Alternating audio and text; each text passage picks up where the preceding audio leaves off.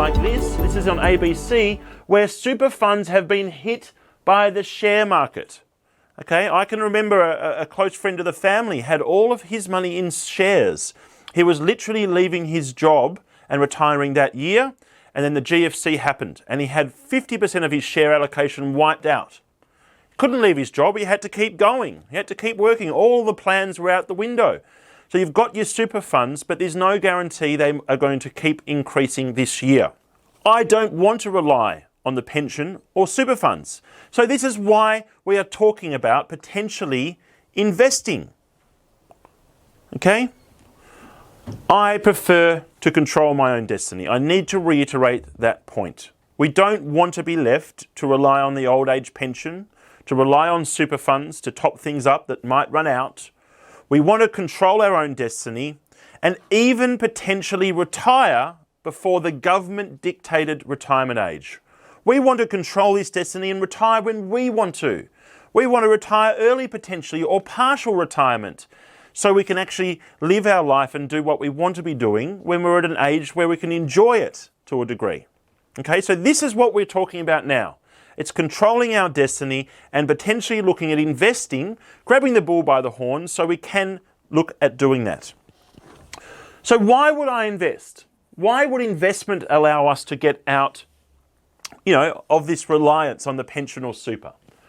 This is the eighth wonder of the world, everybody. It's called compound growth. And when you've got time at your disposal, you might be in your 20s, your 30s, your 40s, even your 50s. The power of compound growth is what really helps us to control that destiny. Okay?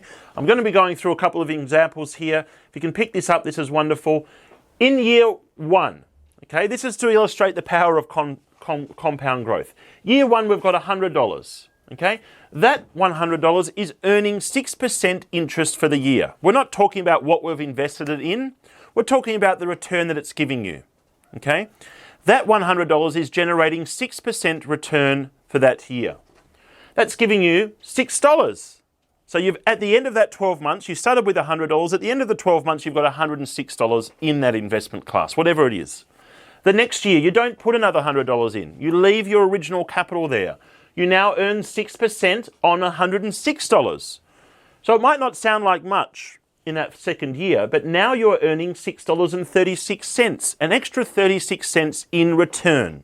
It's now the rate of that increase is growing. Okay, so at the end of that second year, you've now got $112.36.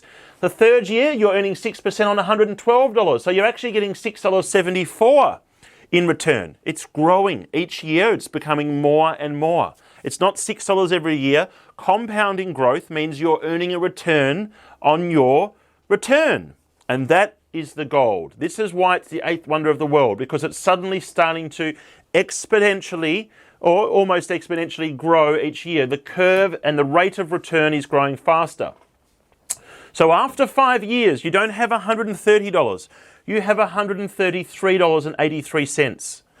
And as time goes on, as you'll see in a moment, the power of this is not really apparent after 5 years, but as you start going into year 10, into year 15, into year 20, you are actually earning a far higher return each year than the original capital that you put into the property. Into the asset class. You are earning the return on the returns is far higher than the return on your original capital. Okay, that's the power of compounding growth.